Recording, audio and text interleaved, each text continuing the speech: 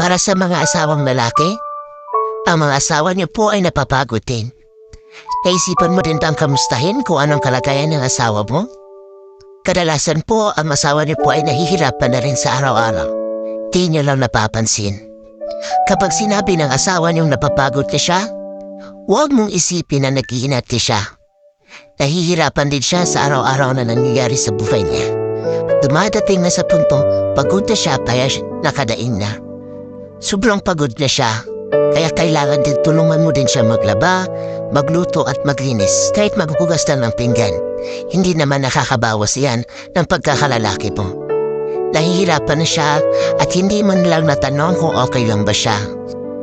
Ang nanay ay hindi lang tagapag-alaga ng anak, taga-budget ng mga kailangan, taghanap para mabuo kung ano ang kulang. Kailangan din ng suporta ng asawa. Simpleng kamusta sa kanya, masaya na siya.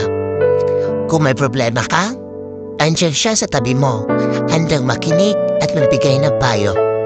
Kung wala pera, maghahanap ka ng paraan para may mahiram. Ang misis, kahit nahihirapan na, palaging nagsasabi yan na okay lang, kaya pa. Kung tatanungin if meron, sasagot yan ng oo, meron. Pero ang totoo, wala na.